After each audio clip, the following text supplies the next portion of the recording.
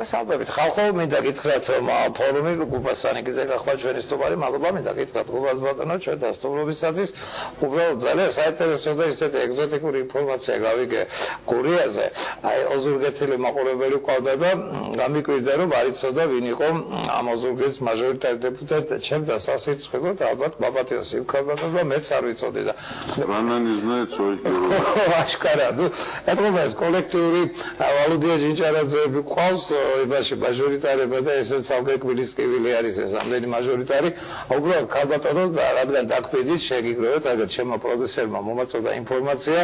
თქვენი დეპუტატი ყოფილა ვინმე შანიძე გოჩა ვანოზე, რომელიც ცხოვრობს რუსთაველის ვანომერში, თბილისში, 4 შვილის მამა გახლავთ, ინჟინერ ტექნოლოგი არის, რაღაც გეოტრანს, რაღაცა ფილმის დირექტორი არის იქ ოზურგეთში და ერთადერთი სპეციალური საინტერესოა, მგონი 4 წელი იყო თუ 5 წელი ნიუტონი იმის ინგლისის პარლამენტის წევრი და ერთადერთი ფრაზა აქვს ნათქვამი 4 წლის მანძილზე იყო სტენოგრაფიით იწერებოდა ყველაფერი და თურმე ორპირში მჯდარა და დახურეთ ფანჯარა ორპირი არისო. აი ეს ბატონი შანიძე გოჩა ივანეზე გამოირჩევა იმით, რომ ერთადერთხელ დააფიქსირა თავისი არსებობა ამ პარლამენტში იმით, რომ შალვა რამიშვილმა რო შეეკითხა რა ნაკლი აქვსო სააკაშვილო დრო, აი ეს სიტყვა დრო თქვა რეკორდი არის პარლამენტარიზმის ისტორიაში დეპუტატმა ერთადერთი სიტყვა თქვა პარლამენტში ისის კულისებში ანუ დრო და ისი დრო და რა დრო მე არ ვიცი ფაქტია რომ ეს დეპუტატი ყავთ მიაკითხეთ ამ დეპუტატს თუგნებავთ მე აგერ ეხლა მოვიწრო ბატონ შანიძე გოჩა ივანეზე ჩვენთან ეთერში მოგვიყვეს წყალი ექნება თუ არა ოზურგეთს როდისმე პირდაპირ გეუბნებით არასოდეს საუბარია გოჩა სვანიზე ეს შანიძე ბოდის ჩვენთან მაგრამ ვძილობისთვის მაინც მივმართავ თუგნებავთ გოჩა ბატონო მობზადით და მოვუყევით ამ ხალხს რას აკეთებ და რა ვერ გააკეთეთ ოზურგეთელებისთვის მე ვფიქრობ ღირსი არის ის ქალბატონი და ბევრი ოზურგეთელიც რომ გაიგოს თავისი დეპუტატი რას აკეთებს თავისი მხარისათვის. არის გუბას ბატონო ფაქტობრივად ეს რვიანის პოლიტიკური რვიანი უწოდო ჯობია პოლიტიკური რვიანი სწორედ პედალირებდა იმას რომ ეს ყბადაღებული მაჟორიტარიზმი ანაქრონიზმი არის და მოვით აი ამ თემაზეც ვისაუბროთ. ეხლა დაჟინებით გვიყიჟინებენ აგერ აკაცამაკეს მათი შეთანხმება და 83 დეპუტატამდე უნდა აიყვანონ ნაციონალურმა თავიანთი კანდიდატები და სტატისტიკა არსებობს ძირითადში მაჟორიტარებს იგებს ხელისუფლება ისტორიულად ყოველთვის და ყველგან. საქართველოსზეა საუბარი და ჩავთავაზ 83 შანიძე გოჩა ივანის მსგავსი გვეყოლება რომელმაც მხოლოდ ერთ სიტყვა თქვა პარლამენტში და რა გვეშველება მოდით გითხარი და საერთოდ თქვენი აზრი და თქვენი ესე თქვათ შეფასება თან უცნაური იყო პარასკევს გადმოისროლეს ეს შეთანხმება ნაციონალურმა და თან მე მგონი იმასავით მოაყოლეს მზითებად რომ 6 საათამდე ორშაბათსაო თუ არ შევისრულებთ რომ იზიდეთ ჩორტო რაღაც აი ამ აგდებული და მე თუ გითხავთ უტიფარი ის იყო რაღაც ულტიმატუმი და რას ფიქრობთ რა მოხდა რას ფიქრობთ და რა იქნება შემდგომში თქვენი აზრი და თქვენი შეფასება. დიდი მადლობა მოწვევისათვის მივესალმებით ჩვენს ტელემოყურებელს.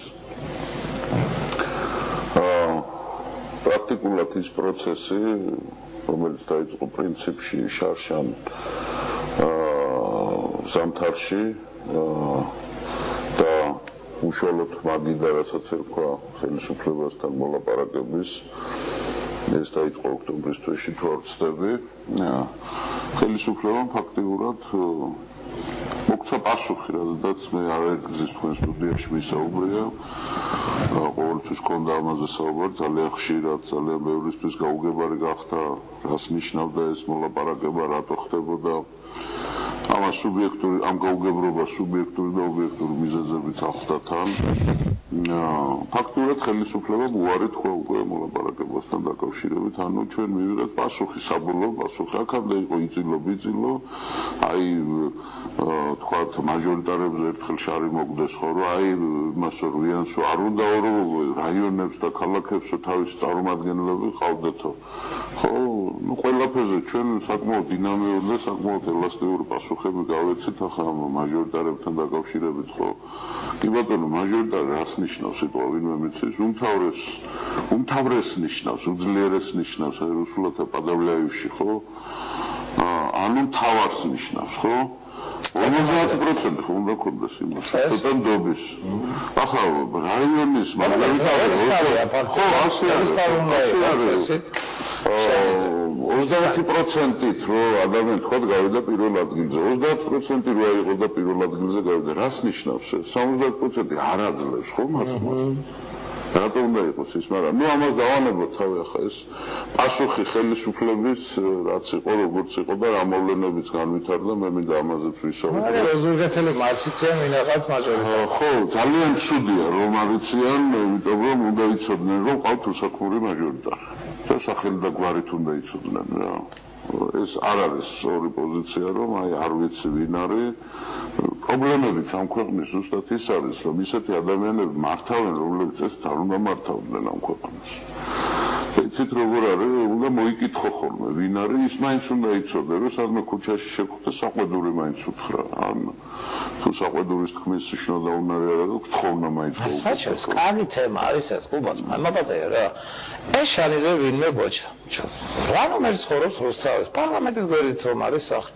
ეს რაზე მოიკლავს თავს ოზურგეთელების წყალმომარაგებას აი ეს 4-ვე შვილი ოზურგეთში რო ყოლოდა აი მაშინ მოკეთილს ინებებდა და თუ კორპუსში იცხოვრებდა წყალზე ცოტა სერიოზულად ირბედა ეგება ესაა ჩვენი პრობლემა რომ საერთოდ არის რაც არავინ არ იკითხავს ვინ აყავთ რაიონში დეპუტატობის კანდიდატი არაფერს აწყვეტავს არაფერს არ აკეთებს ზის თბილისში და ნუ არ ვიცი ბევრია ეგეთი რატომ არ წყვეტავს და რატომ არ აკეთებს იცით ბატონო და არც არავინ არ თხოვს რომ აკეთებს არავინ არ ცხოვრობდა თვალდებულება მას იცით როგორ არის ხელისუფლება რომ დაგნიშნას ამაზე არის ზუსტად საუბარი სახელმწიფო ქვემოდაშენდება თუ ზემოდან მაღალ განვითარებული პოლიტიკური კულტურის მქონე დასავლეთ სერვასულ საუბარია ზოგან ნეგატიური ზოგან პოზიტიური მაგრამ ფაქტია ხო ახლა ყველა წარმატებული არის ევროპა და ევროპული კულტურა რა ახლა ზოგ შურს ამისი ზოგი ვერ ხედავს მაგრამ ფაქტია იქ ადამიანები ისე არ ცხოვრობენ როგორც ჩვენ ხო მარადიულ დეპრესიაში მარადიულ თქვათ მოლოდინში უბედურების უარესის ხვალინდელი დღე ჩვენთან ორიენტირებული ადამიანის ნორმალური ბუნება ადამიანის არის ორიენტირებული ხვალინდელ დღეზე ჩვენ ისეთ დეპრესიულ საზოგადოება გავხდით რა რომ ხვალინდელი დღეს უფრო გვეშინია ვიდრე დღევანდელის აი ხვალე როგორ დღე გაგვიტანდება ზუსტად ეს არის რა რომ ჩვენ ვერ მივეჩვიეთ საკუთარი ქვეყანა მართოთ ორი პრობლემა გვაქვს ჩვენ ქართულ ხალხს ეს არის რომ ეს ქვეყანა ჩვენ არ გვეკუთვნის წმინდა მესაკუთრეულ თვალსაზრისით ჩვენ ვართ მდგმურები ამ ქვეყანაში ყველაფერი გაყიდულია მაგრამ კიდევ კარგი დარღვევებითაა გაყიდული და კიდევ კარგი რატო ვამბობ იცით რაც დარღვევითაა გაყიდული იმის დაბრუნება შეიძლება ძვირფასო მეგობრებო შეიძლება ეს აბსოლუტურად შესაძლებელია.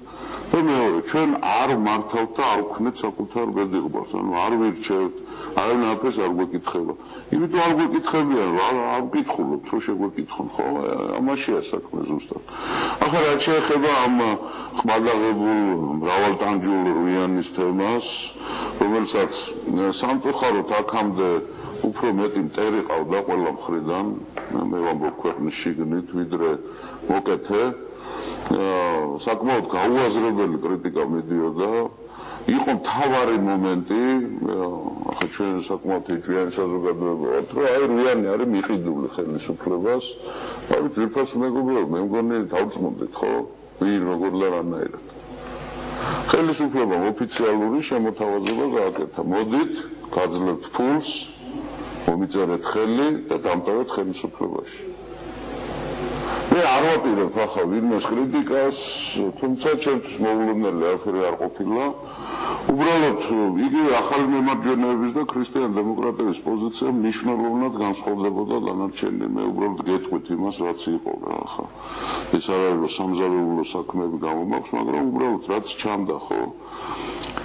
ქართულ ოპოზიციაში არის ორი დაჯგუფება, ერთი რომელიც ამბობს, რომ ხელისუფლებას ვერ შევცვლით.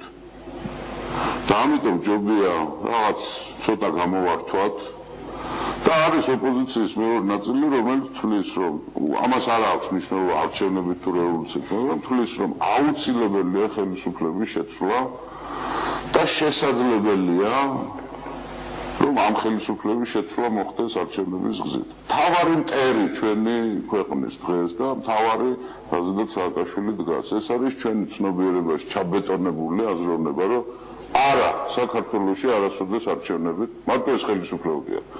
არც ერთი ხელისუფლება არ შეიცვლება არჩევნებით. და ეს განსაზღვრავს ზუსტად იმას, რაზედაც დგას ეს ხელისუფლება. მათი ძალა არ არის ვანო მერაბიშვილი მარტო, მათი ძალა არის ჩვენი ცნობიერება, რომ არა კაცო არაფერი არ გამოგვივა. და ზუსტად ამან განსაზღვრა გარკვეულწილად საზოგადოების მნიშვნელოვან ნაწილში ასეთმა სკეპსისმა, რომ აქ არჩევნები ჩვენ ვერაფერს ვერ ვიზამთ. განსაზღვრა ზუსტად იგივე იმ პარტიების პოზიცია, რომლებმაც ხელი მოუწერეს ამას. ზუსტად ისინივე იგივე არგუმენტებით საუბრობენ, რომ არ გამოვა სააკაშვილის, ვერ მოვერევით სააკაშვილს არჩევნებით, არ დაგუთმობს არაფერს და ამიტომ უარესი რომ გაგვიკეთოს. მოდი ეს მაინც გამოვთხოვოთ. აი ეს იყო მათი პოზიცია, ამიტომ საზოგადოებაში იყო სერიოზული ეჭვი, რომ მაგალითად ძალიან ხშირად გამიგია ხოლმე ახლა ამ 10 თვის განმავლობაში განსაკუთრებული ლამძღვანელობა მიდიოდა რუიანის და ამ რუიანში განსაკუთრებით დიდი ლამძღვანელობა მიდიოდა ფორუმის მიმართ და ამ ფორუმში კიდე განსაკუთრებით მემაგინებდნენ და მესმის მე ეს რაზედაც იყო დამყარებული და რატომ ხდებოდა ესა ხო მაგრამ საზოგადოებაში იყო ასეთი განწყობა რომ არის პოლიტიკური პარტიები უნდათ რომ ფრაქცია ყავდეთ სკამებისთვის იბრძვიან მათ არ ჯერათ რომ შეიცვლება ხელისუფლება, ამიტომ გარიგებაზე მიდიან. აი აგერ არის. ფაქტი დადებულია, ყველაფერი ნათელია, ხო? თურმე აღმოჩენილია პოლიტიკური პარტიები აბსოლუტურად განსხვავებული მისწრაფებების იდეოლოგიის, რომლებიც ამაზე არ წავიდნენ. ეს არის ფაქტი. მე არ ვამბობ, რომ ქრისტიან დემოკრატები, ახალი მიმარჯვენეები არიან რაიმეს მოღალატეები, ან თქვათ რაღაცა დაუშავეს ქვეყანას, მაგრამ უბრალოდ მათ გაუწიეს ზუსტად საზოგადოების იმ ნაწილის ანგარიშს, ანგარიში გაუწიეს იმ ნაწილს, რომელიც ზუსტად ამას იძახოდა, რომ მაინც არაფერს არ დათმობს მიშა და მოდი რაღაცა მაშინ თუ არ თმობს და ჩვენი ხალხიც ასე თვლის, მოდით მაშინ ეს რაღაცა მცირედი მივიღოთ. ახლა ეს გუშინწინდელი დოკუმენტი, რაც დიადმა პავლე კუბლაშვილმა მოგვიძღვნა ჩვენ, ეს ერთრამეს გულისხმობს. ეს არის 2/3 უნდა დარჩენ ხელისუფლებაში. ყველანაირი დათვლებით. ეს ცვლილებები, რაღაც ცვლილებები არის, მაგრამ ეს არის ძალიან უმნიშვნელო და მიზერული და ეს პრინციპში არის მინდვრის თაგვისთვის გადმოგდებული სათქო არა. ეს არის ერთადერთ რამეზე მეტყველებს. მათ უნდათ 2/3 დარჩენენ ხელისუფლებაში, ანუ საკონსტიტუციო უმრავლესობა უნდა. და ბავშვები არა ვართ დავით ბატონო, ახლა ნურავი მოგვატყილებს და თავის აკოთებულ საქონელს შემოგტენის. ბავშვები არა ვართ. ვინც ხელი მოუწერა ამას, ყველას ესმის. მათ ხელი მოუწერეს ნაციონალურ მოძრაობას იმ დოკუმენტზე, რომელიც დოკუმენტიც ითვალისწინებს ნაციონალურ მოძრაობას 2/3 დარჩეს ხელისუფლება. ისე რა აჩქარებოდა. ხო, არა, მე ძალიან გულწრფელი საუბარი მინდა პრინციპში, მე ყოველთვის გულწრფელი ვარ და ძალიან ბევრი მიზარალი ამის გამო, მაგრამ მე ვერ შევცვლი ჩემი ცხოვრების წესს, სახლშიც გულწრფელი ვარ, ქუჩაშიც, ტელევიზიაშიც და ქალაქშიც და სოფელშიც, მაგრამ მე ვიტყვი ერთ რამეს, რაც მოხდა, ეს არის კარგი. ეს იყო ზეთის და წყალის ამბავი. მე გეტყვით ერთ რამეს, 3 თვე რუიანი იყო ფაქტიურად გაჭედილი. წერტილ მძიმეზე დაობდნენ ახლები და ქრისტიან დემოკრატები. წერტილ მძიმეზე. და ამის შეთავსება გამორიცხული იყო. ამიტომ რა მივიღეთ დღეს ჩვენ, ხო?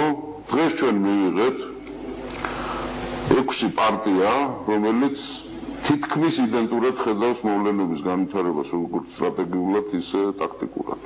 აი თუნდაც ის საკითხი, როცა სამოქალაქო მოძრაობის გაცხადებაზე იყო საუბარი და ჩვენ ამაზე ვმუშაობ და ეს იქნება ზუსტად ის იარაღი, რომელიც სააკაშვილს წააქცევს საბოლოო ჯამში. აბსოლუტურად გაუმართლებლად ახლებიდან წამოვიდა ტორპედირება ამისი და მე მახსოვს განცხადება იგივე მამუკა კაციტაძის, რომელმაც თქვა, რომ მიტინგებიო ესო არისო ავანჯურაო ახლა კოლეგაზე აღარ არის საუბარი, შეიძლება ოპონენტმა შეიძლება არ ათქოს ესა, ხო?